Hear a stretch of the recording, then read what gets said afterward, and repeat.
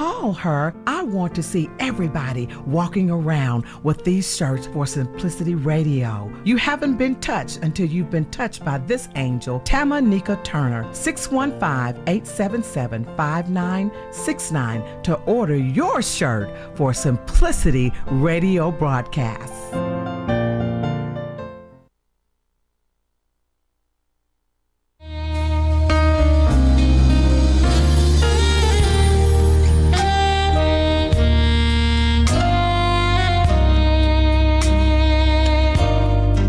This is Michelle Gibson with United Realty Group in South Florida, where I listen to and support Simplicity Radio with Angela Bingham. If you are looking to buy or sell real estate in the South Florida area, don't forget to contact me at 561-336-6119 or Michelle with 2 L's at the number 4 salepbc.com. You are listening to Simplicity Radio with Angela Bingham on WGNS 1450 on your dial. Stay tuned for more stimulating conversation.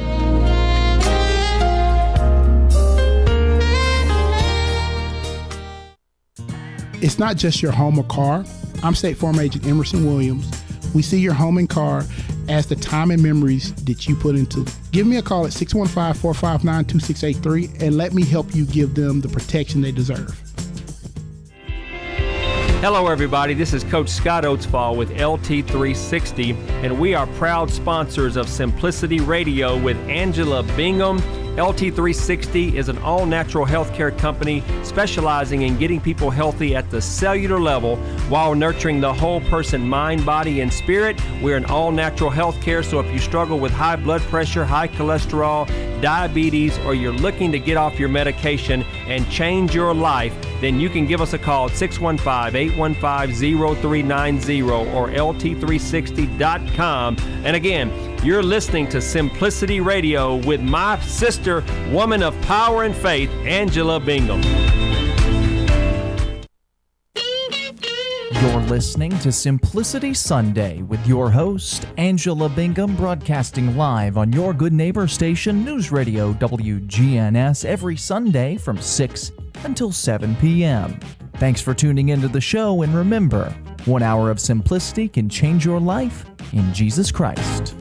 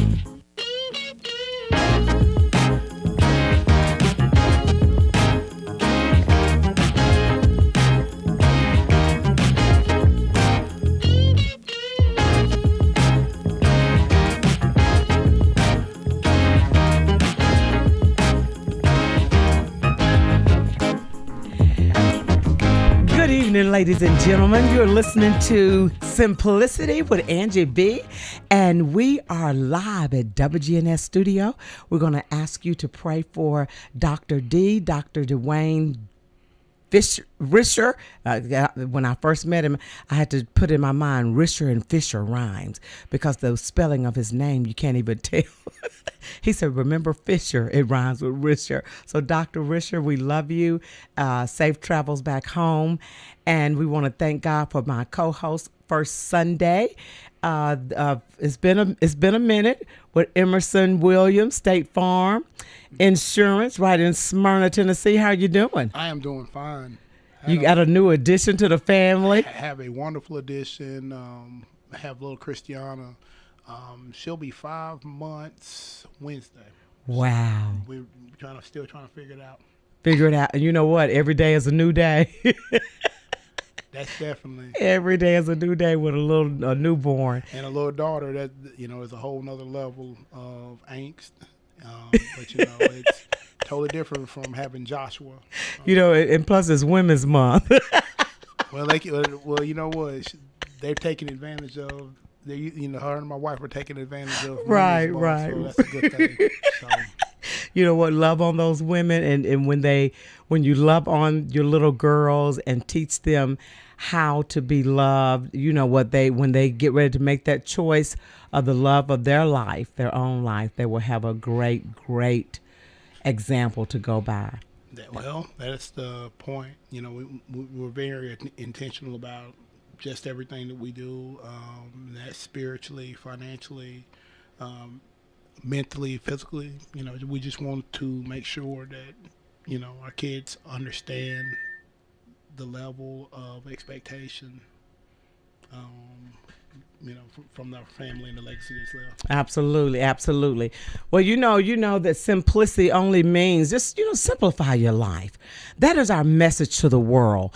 Learn to simplify your life. We have too much complications every single day. You can worry, you can stress out, stroke out, heart attack out. Let's stop.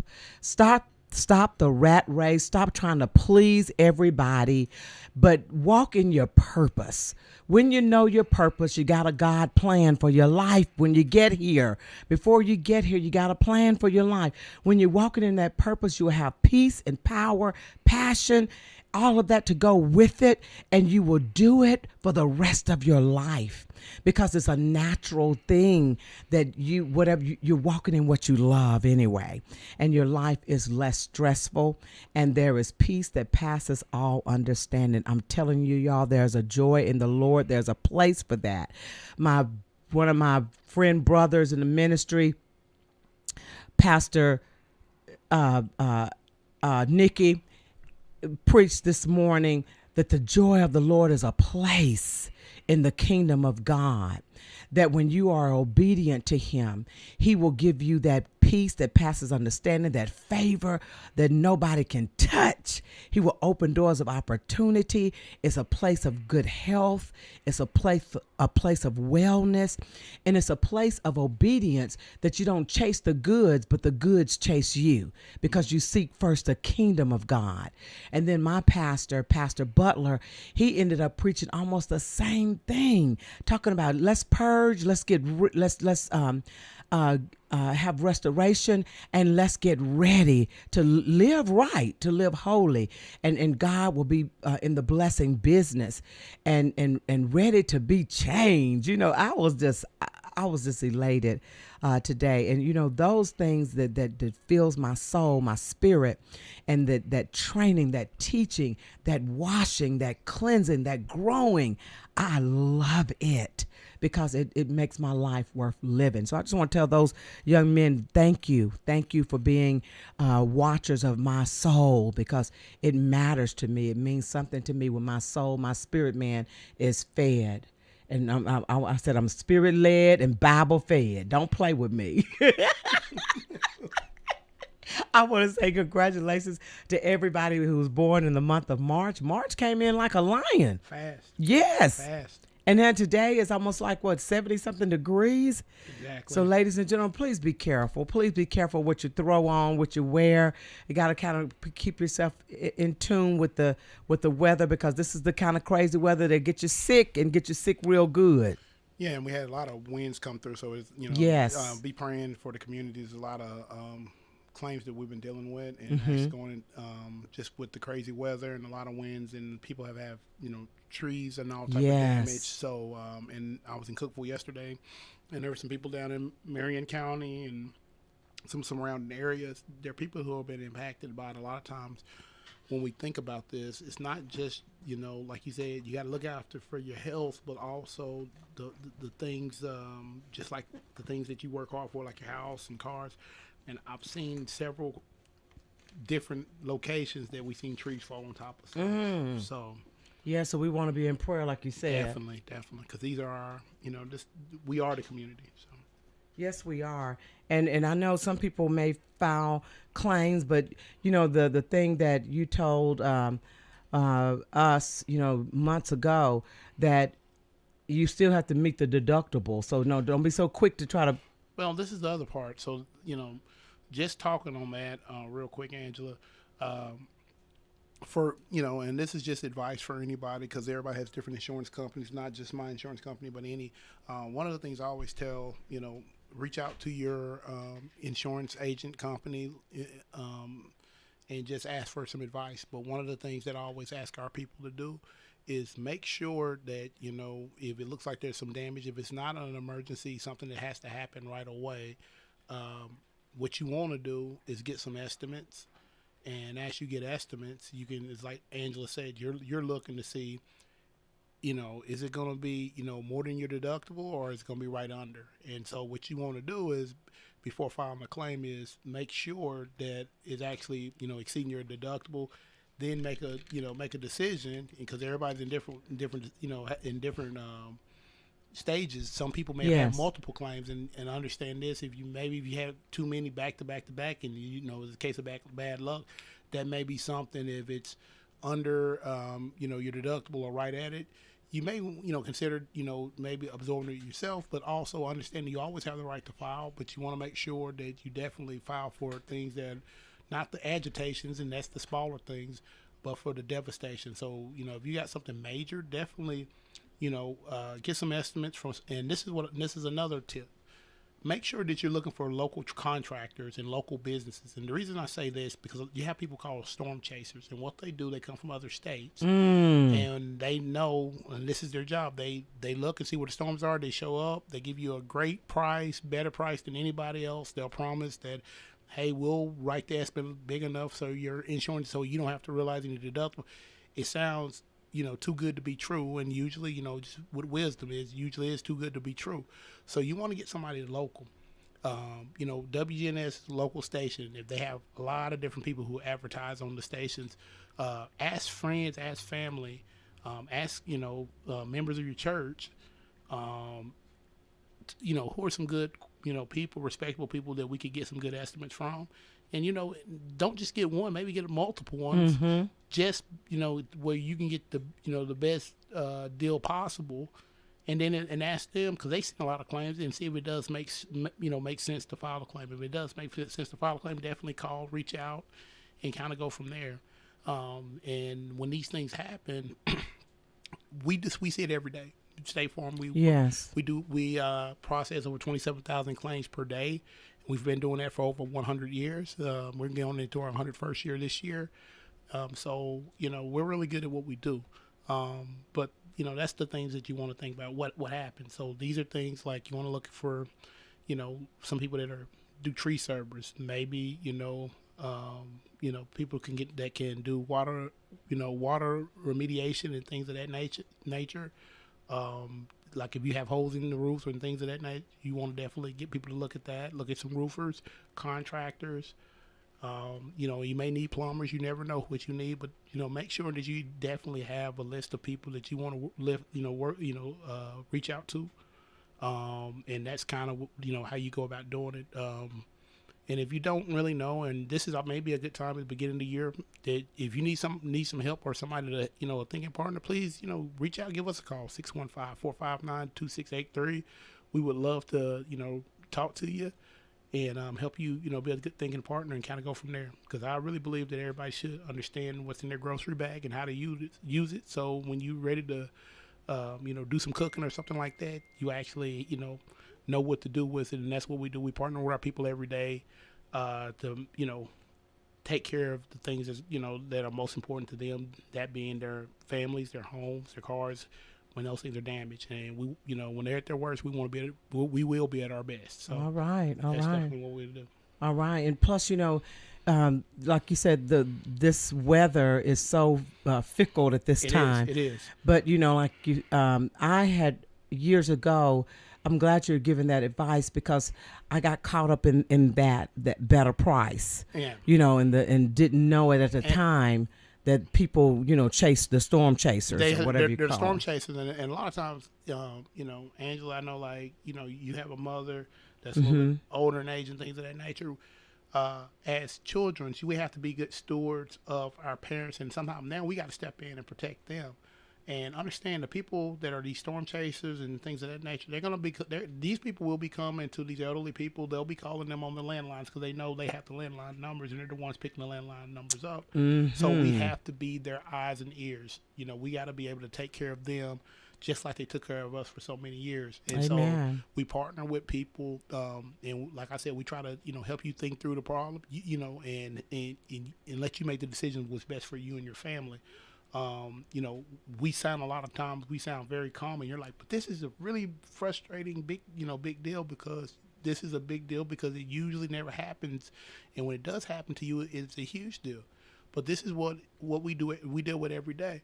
So we're gonna walk you through it, talk to you. That's why I always think it's good to always have an actual real body agent to reach out to versus having to go to the 800 number, call that 1-800 number, and you don't really know what you're going to do. Because I know sometimes I had a person that did that a couple weeks ago.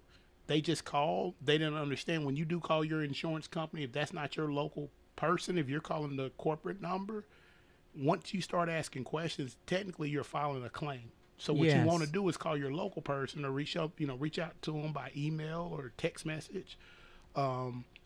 Schedule some time to talk through it.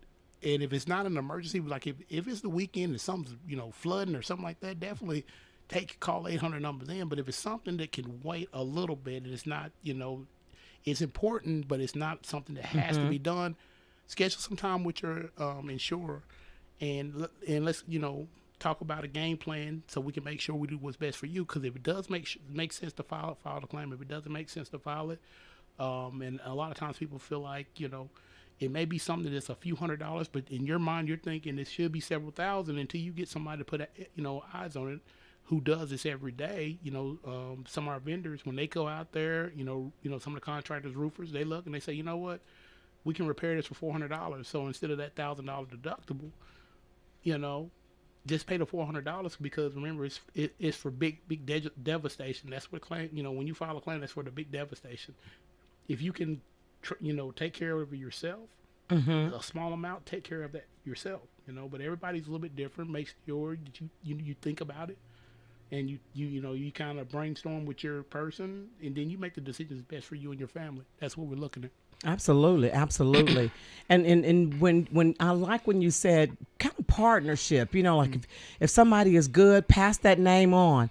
And on the other hand, if someone is not good, pass that along.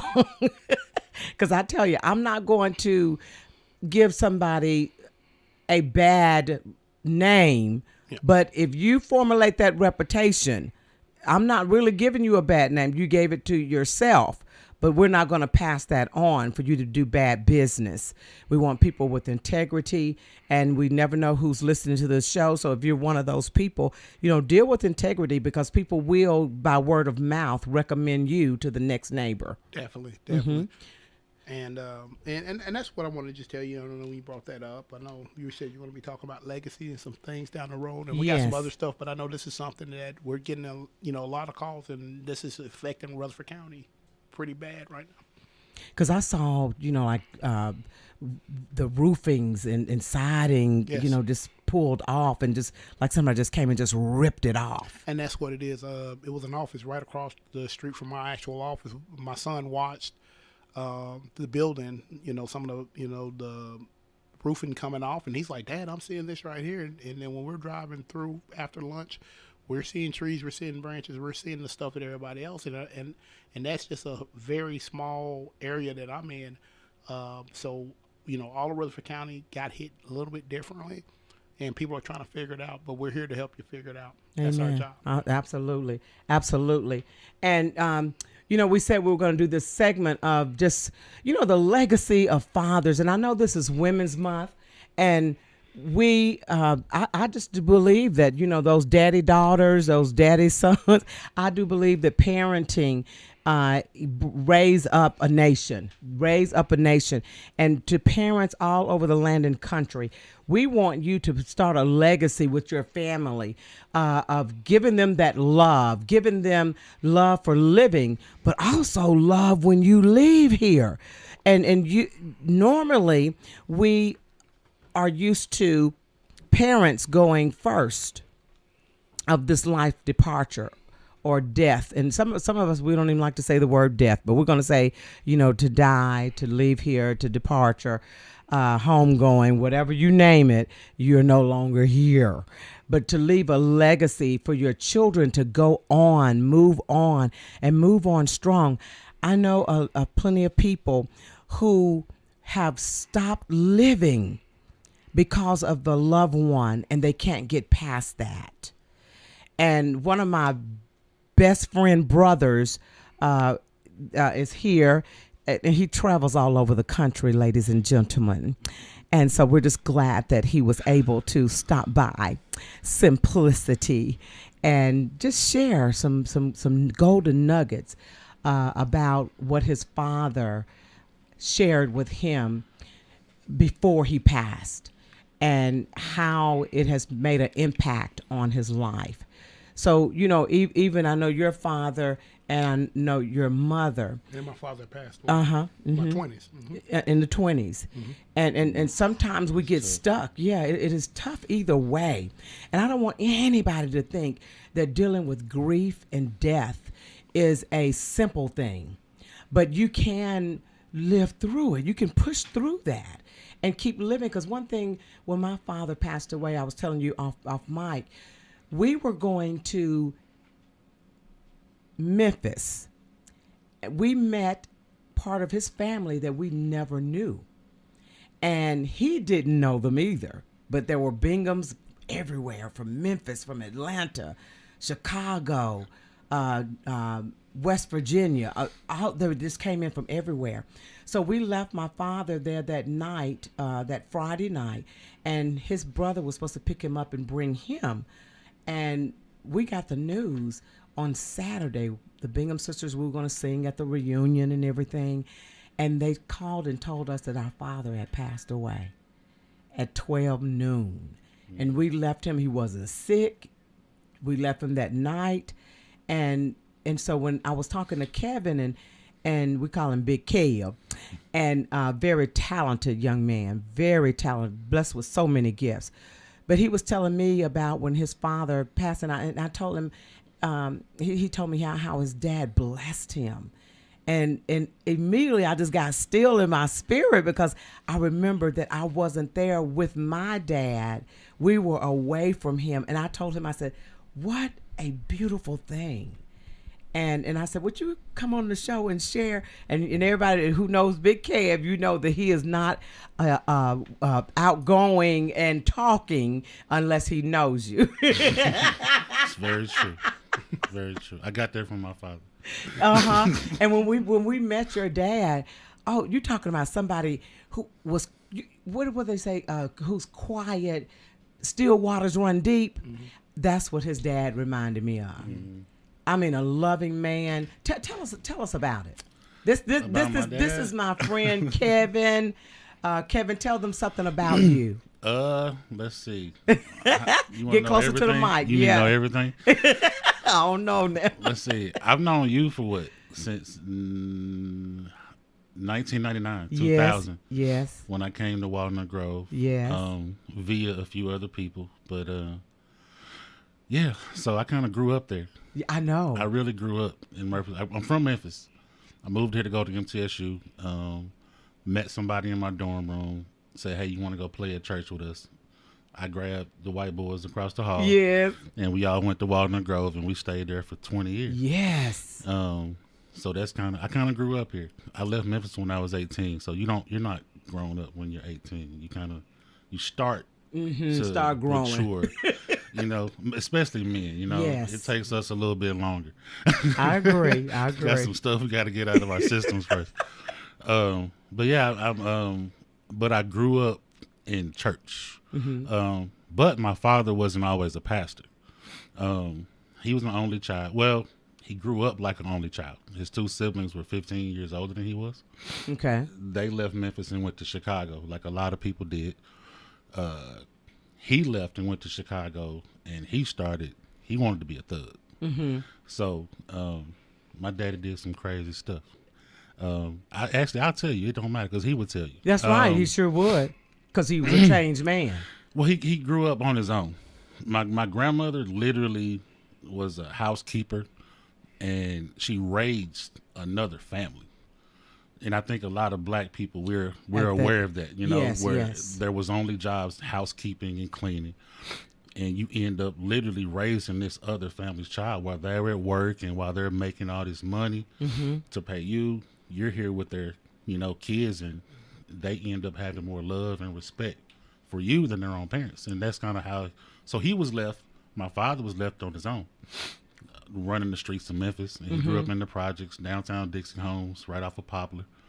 And he found love in the streets. And but he wasn't a typical street guy. He was quiet. My pops had a brain. He wasn't a run and gun, shoot 'em. He wasn't fighting. My pops was gambling. He was a pool shark. He was a card guy. He could scam you out of money with some cards real quick. So he ended up using heroin. And with him using heroin, he started selling it to pay for it. So that was kind of where his life was going at that point. So he leaves Memphis, goes to Chicago. He's in the military. And I think he cleaned up enough to get in. But once he was in, there was a different day. And that stuff it's a little bit different. You can kind of hide it for a while. It takes a while to catch up. It's not like alcohol, where if somebody just drank a fifth and they walk in here, you don't know it. Yes. Somebody could have just shot up some dope and you might not know, So it worked for him, for his personality. As weird as that sounds, it was the drug that fit his personality. He didn't get out of control or go crazy, or it took him on his own path, for sure, no doubt about it, But using it, selling it, and I guess you get to a point to where some people get tired of it. Not everybody, but some people literally get tired. They call it the rock bottom. You look up and you don't want to do this no more. And he almost overdosed, and that's when he had his experience with Jesus. All right. And I learned about this in a sermon. He didn't tell me this. Wow. Me and my sister are sitting we were looking at each other. We're like, really? Well, my sister had a different relationship than my father. That's daddy-daughter. Yeah. Way closer. And my sister wanted to be a thug too. So they're related. See? She was the rebellious, the one. I flew under the radar, and I kind of did what I was supposed to do. I mean, I did typical stupid stuff that kids do, but I wasn't going to jail. I hear you. And my parents was not finna have to get a phone call about me. Now, if it was right up under there, there's a little threshold where you can float, especially when you got a sibling that don't care at all. So I flew right up under there. Right, so safe. He had to talk to her. He had to really talk to my sister, like taking her for hour-long drives. And, he spent a lot of time trying to get in her head. I was easy. I learned from the mistakes of others. I don't like getting in trouble. I didn't like getting whoopings. I didn't like being told what to do. I didn't like to be told nothing, to be honest. And I knew to keep it that way, stay out the way. Stay out of trouble. And where was I going with this? So the relationship was completely different between us two. So me and my sister are real close too. We're only 10 and a half months apart, which is insane. So we were in the same grade, same schools, same everything. But two completely different people. Me and my sister got closer once we both left the house at 18, 19. And we moved here because she was around too. Yes. With your family and yes, your mom and my niece Deja. Like we all grew up here on that campus, and y'all became our family. That's right. Like literally, like to this day, like I have a closer relationship with the Binghams than I do with some of my own family That's right. We members. love you. So, a lot of that just the way we move, the way we interact with our environments, with the people around us. A lot of that came from him. And I hate to leave my mom out of it. And I feel like that way sometimes. Like when I talk about things, I feel like, dang, I ain't saying nothing about my mom. But I got something different from her. See. Completely different. It's like, it's unspoken. Really, both of them. Neither one of my parents are talkers. You know, my father is a teacher. He's an educator. But if he walked in here right now, he would not have a suit on. He would not introduce himself as Reverend nothing. He would say, my name is Charles Maven. Like, he's a human. And I think that was the main thing I learned from him, was the humility and the, look, I am a man just like you. I'll tell you something funny. My sister played a joke on him one time. Mm-hmm. My April Fool's joke. She was known for doing this. She called my dad one day and was like, I need to speak to the pastor. Well, I'm the pastor. What can I do for you? My dog. I need somebody to pray for my dog. And she was dead serious. I mean, she turned it on. And my father didn't know. So, I'm a little tired. This is my dad. He's like, I'm tied up right now. I'm at a church. I don't have a problem praying for your dog, but do you mind if I send one of my deacons or somebody else to come pray for the dog? And she was like, no. I need you to come pray for my dog. You the pastor. He ain't going to make it if you don't come pray. And the one thing he says is like, look, my prayers don't reach God any more so than your prayers, or any more than my deacon's prayers. He's like, I'm not special. He's like, I don't have any kind of special connection with God that you don't have, or that the other deacons don't have. So that was when I learned a lot about this dude. It's like, oh, he helped me accept a lot because he lived it. Yeah. That's why I got respect for. I don't respect talkers. I don't, and I don't disrespect them either. But I'd rather stay away. Because I grew up watching people do the work. We took in a 15, 16-year-old stranger. Well, he grew at church because my father decided this dude needed a better life and a better home, and he knew his family, and he moved him into our house at 15. He didn't take up a collection for him. He didn't take up an offering for him. He didn't ask the church to do nothing. He brought him home. Wow. He fed him. He clothed him. He took time away from his kids to put some into him. You know, and it's like, even at Calvin's funeral, Reverend Cyber said something I'll never forget. If you want to live forever, you got to pour yourself into other people. That's how you live. And it's like, watching that happen, you don't have to say a lot. You don't. That's beautiful. Because you get to watch somebody live what they preach and what they talk. And my father was not always a pastor. You know, he was a Sunday school teacher and just a deacon. He wasn't a pastor till I was up here. I was gone to college before he ever got his first church. So, it's interesting, you know, how you put two and two together later on. Absolutely. right. Yeah. And then you realize that there was a legacy being built and you didn't even know it. Something you can stand on with a solid foundation. Absolutely. I think you notice how many people don't have it. Yes. When you grow up with it. Yes. And it shapes my personality and who I can hang around and who I can't. And it's not personal, but when you grow up with both of your parents, your perspective is different.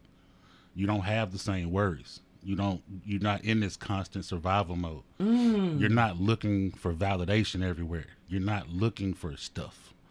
You kind of, you get that from where you're supposed to get it. Right. Which means home. you get once you get out, now you can go live. You know, you can go, it takes that fear away. I'm not scared of nothing. And I don't mean I'm crazy. I don't want to fight Emerson right now. You know, I'm not crazy, but I'm not scared. Right. And there's a difference. You know, there's a difference, you know, like, but that comes from having a solid foundation. Like you said, like, it's so important. Like, I wish more people knew the value of it, but it's one of those things to where if you don't see it, it's like a marriage. If you don't see two people love each other properly, that's the key word, you know, like, because a lot of people, they use I don't like that love word. it bothers me because people throw it around, they play with it. I'm like, no, man, my parents didn't tell me they loved me. They never did. They didn't hug me. They didn't hug my sister. They are very non-affectionate. My mother is not a nurturing person, you know. She's just not who she is. But never, ever in my life did I ever feel like they didn't love me. Ah, yes. It was through their actions and how they interacted with me, and they showed us that they loved us. Now, once we left for college and we were like out of the house, okay, yeah, oh, I love you, son, bye. I love you, boy, bye, whatever, you know. But nah, they weren't them kind of people because their parents weren't those kind of people, which also it's like generational things, you know. But I see even with that, you have broken a generational thing of telling your children and how you interact with your children. Absolutely. And I see that with Emerson as well, because, you know, back in the days, you just did what I said and it didn't matter, you know, that's what you're going to do. But now you want your children to see you by example. Exactly. By example. I didn't grow up in a house where you do what I said. Now, you're going to do it. I'm going to tell you why. I'm going to give you a thorough explanation. Now, what you do with that explanation is up to you. You still going to do what I told you. Whether Absolutely. you understand my explanation, you know. But, you know, my father wasn't unreasonable either, though. You know, he wasn't unreasonable. I think this is going to sound crazy, but being raised by him kind of changed my perspective on masculinity, period. Because my father wasn't he wasn't tough. He wasn't that guy. Now, he wasn't a pushover. You wasn't going to get over on him. He was smart. Yeah, wise. He used his wisdom. brain. Yeah, He hadn't did. bronze. He wasn't a fighter. He wasn't a shooter. He wasn't none of those things. I probably got 2 whoopings my whole life, maybe 3. Wow. Yeah, I mean, he wasn't that. He didn't want to hit us. He didn't want to. Now, my sister, She got a bunch she got them all. She got enough for everybody. And he hated it.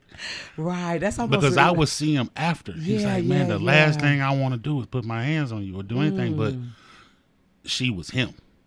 And I didn't realize that till my father was stubborn. But I never had to deal with it. I'm your child.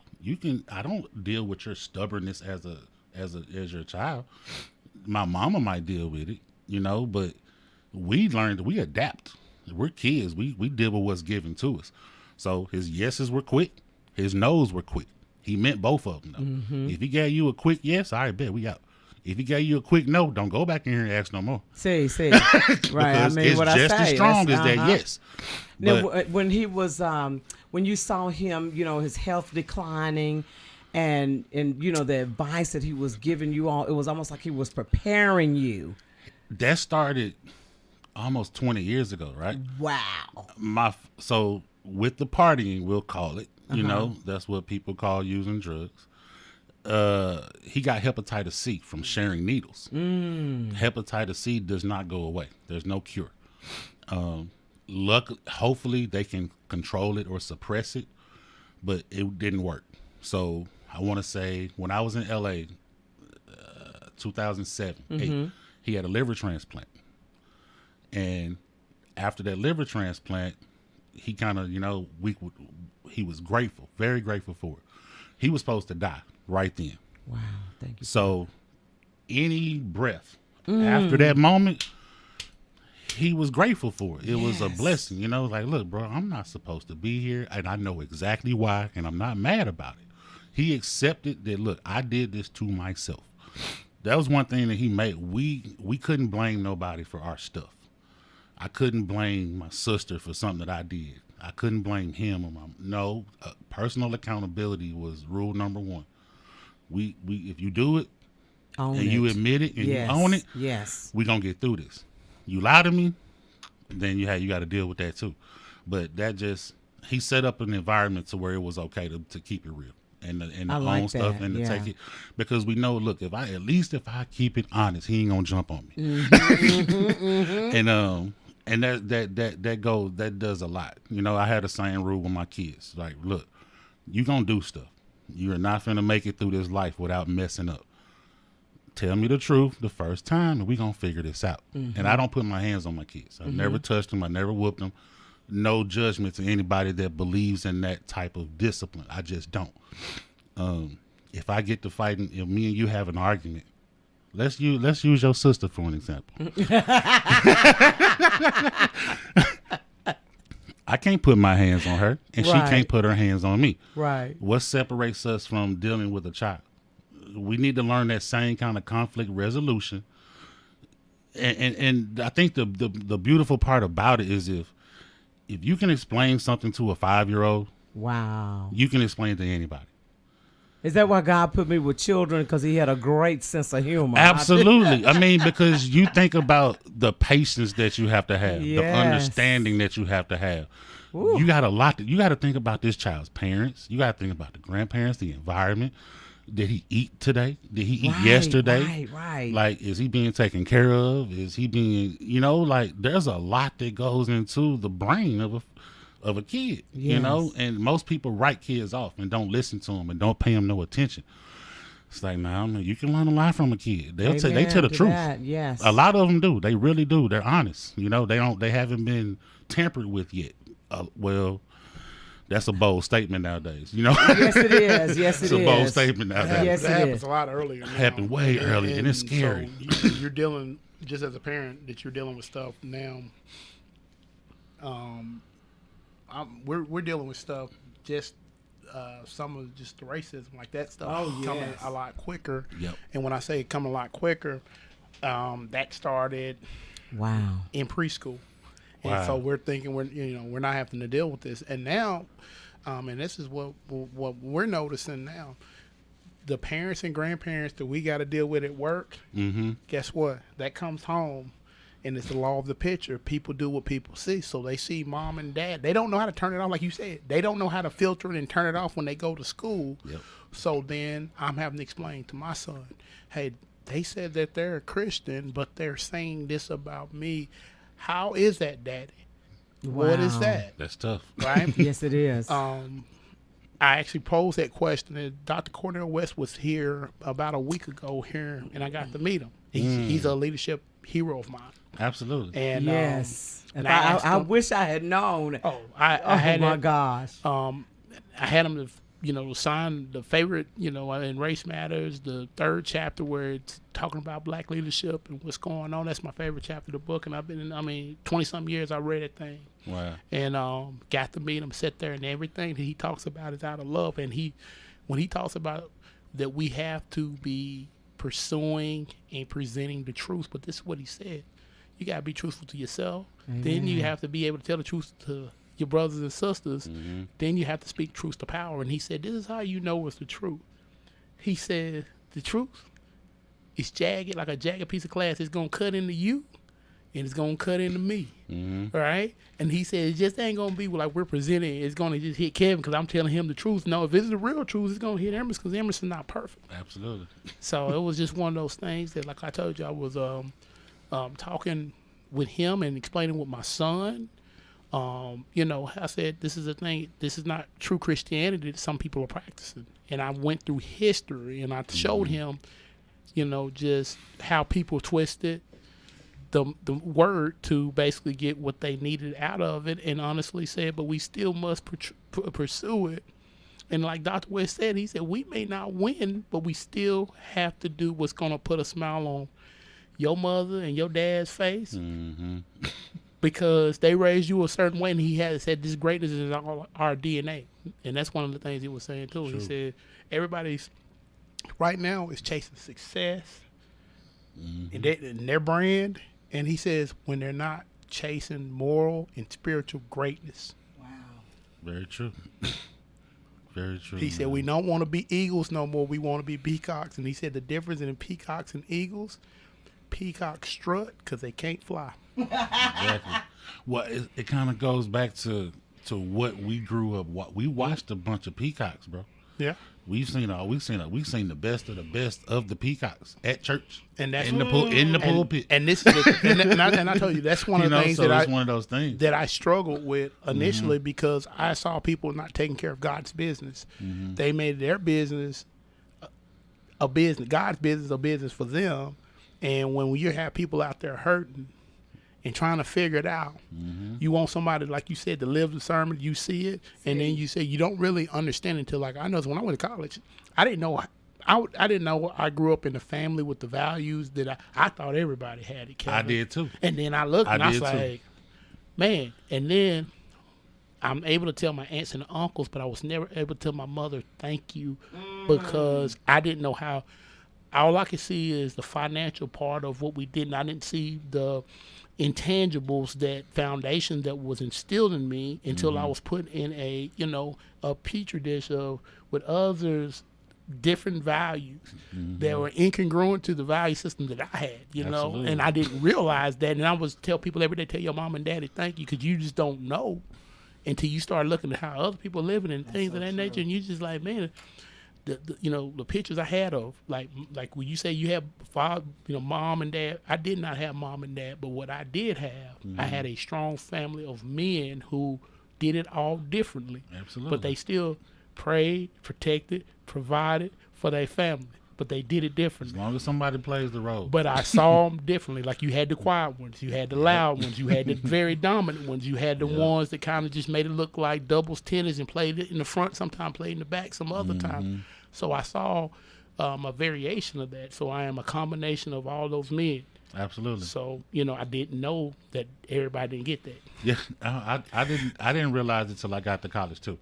I think we probably got the MTSU. No, we would see close to around the same Kevin time. I didn't meet Kevin in church. I met Kevin on the scene when I was on the scene. I think did we meet through Vega maybe? But, yeah, one of my fraternity brothers. See, they're music guys. We've been friends since we were 14 years old. Oh, He's I one of didn't my know best that. friends. See, I didn't know that. See, I knew you guys Isn't were, that something? but that's how I knew him, through my fraternity brother.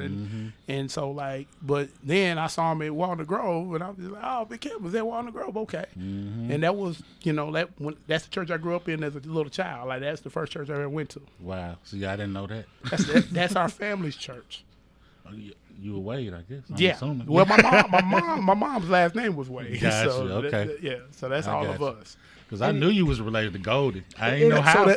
So that's my mother's little brother. Okay, now it makes sense. And there's a bunch of them. Like I Now said, it they all deep. makes sense. They deep. It's so strange because when we were talking about, just leaving a legacy, of just that name and what you remember and how they have molded you, shaped your life, and that they have catapulted you and given you tools to go on in life.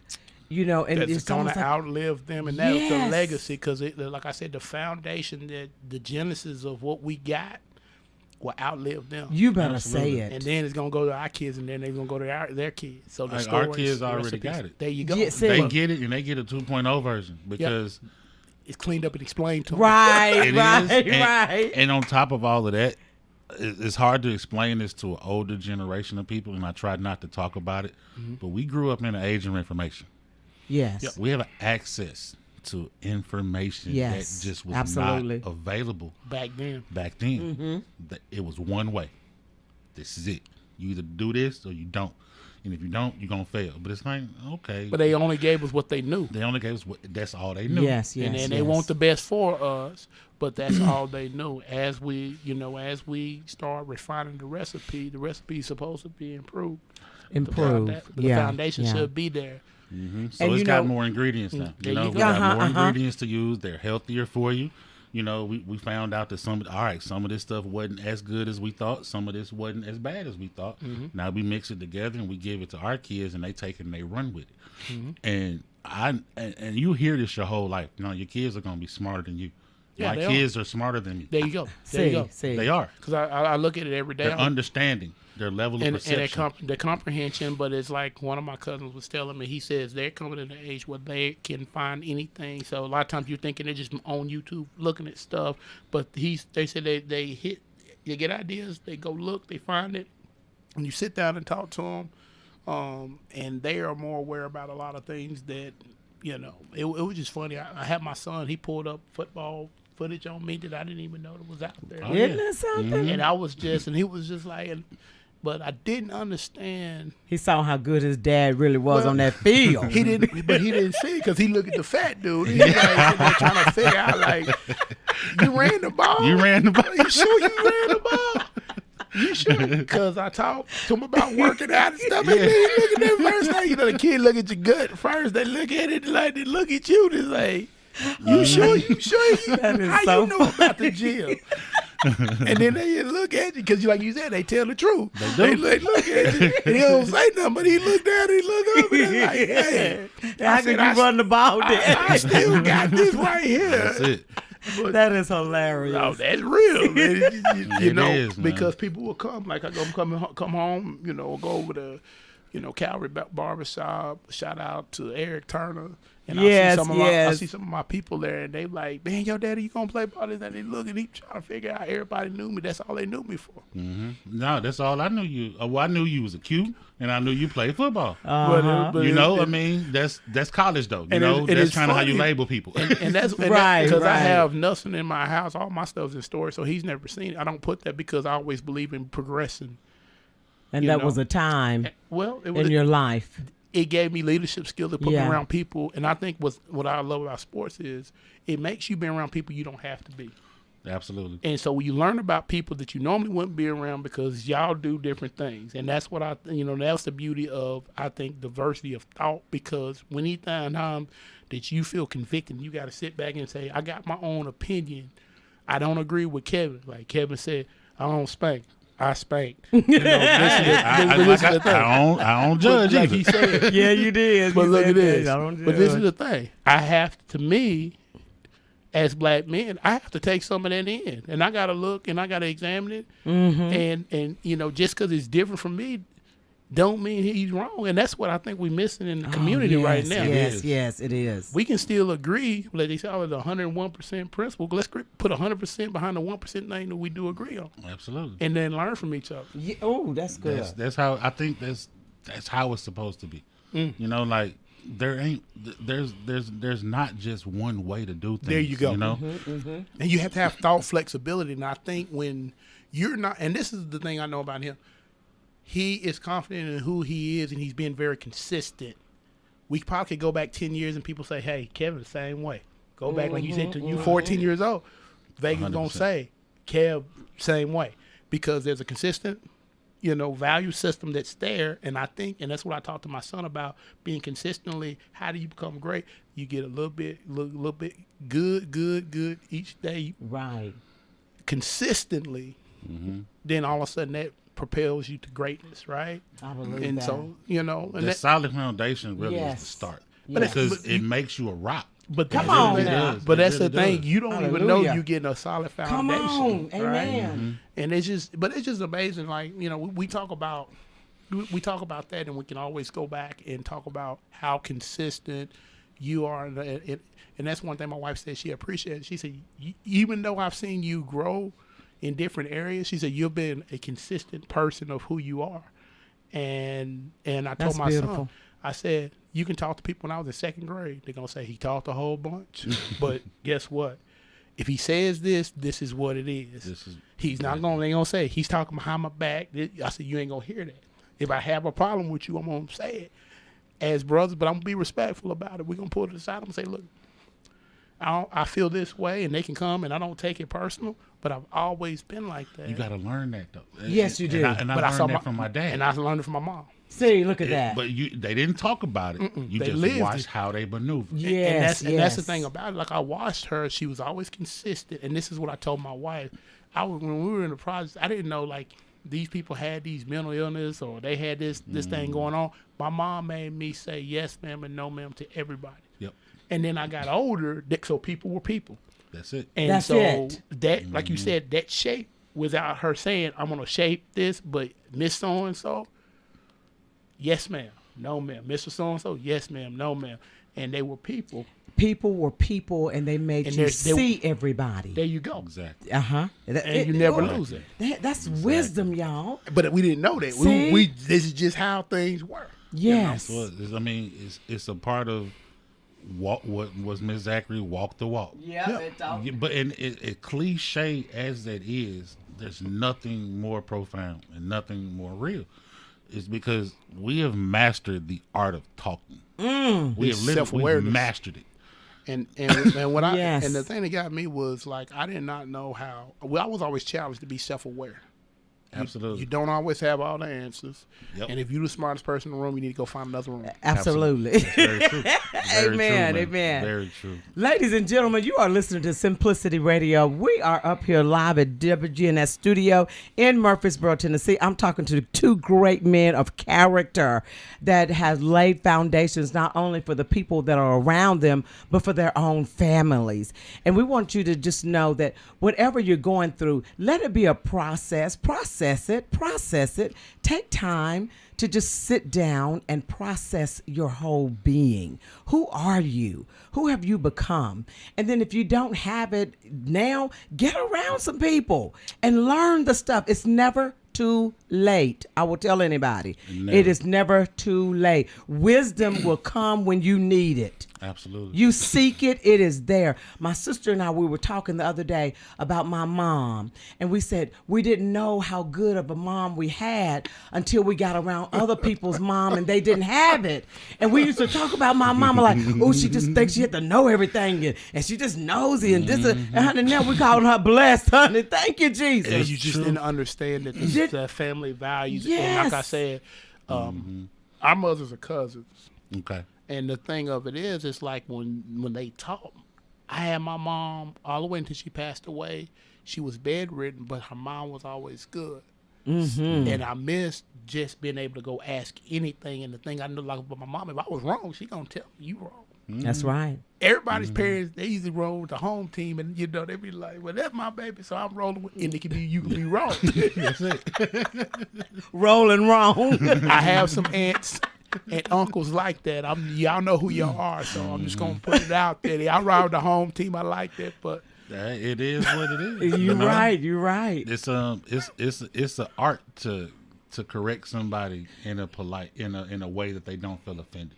Yeah, that's but good. You know what? I had a guy named Ray Jergensen, Dr. Ray Jergensen. He said this some years ago. He said, when you have a relationship, it's not harassment. He says when you ask for accountability and there's no relationship, that's called harassment. Let's say that again. He said when you have the relationship, that's called accountability. When you chastise and criticize them, but if there's no relationship there and you try to hold them accountable, he said that's harassment. That's good. That's good. Because see, this year I'm dealing with on Simplicity about building relationship. Yeah. Because it goes back to that has to be the foundation. It has to be solid. If we have a relationship, Kevin can pull me to the side. Oh, yes. Emerson, I see you say you did doing this, but this is what I see you. And the respect Exactly. is normally there is. It's just there. It's understood. But Absolutely, it should be. Yes. We don't have a relationship. When you have that Kevin relationship, When you yes. have, yeah.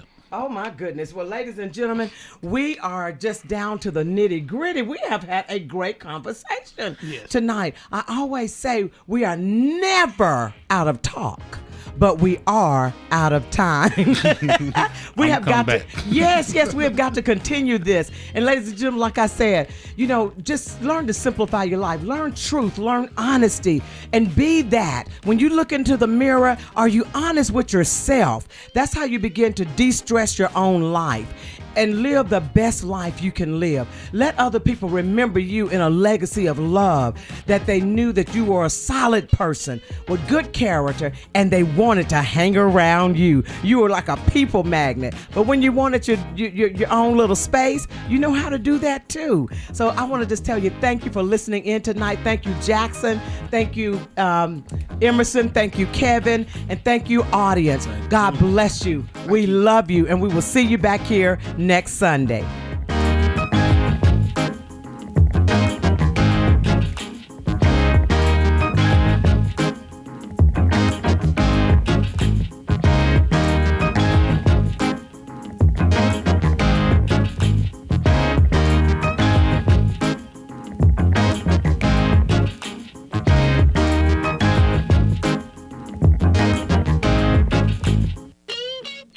Portions of our programming have been pre-recorded. The Good Neighbor Network, WGNS, Murfreesboro, Smyrna.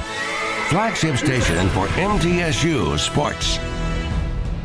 This is Pastor James M. McCarroll Jr. welcoming you to the First Baptist Church Worship in the Word broadcast. First Baptist Church is located at 738 East Castle Street in the beautiful city of Murfreesboro, Tennessee.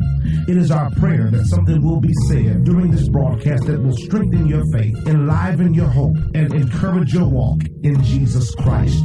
I pray that you will sit back, listen, and receive the Word of God into your life. Now, let's go into the Word. God bless you. In my infirmities, that the power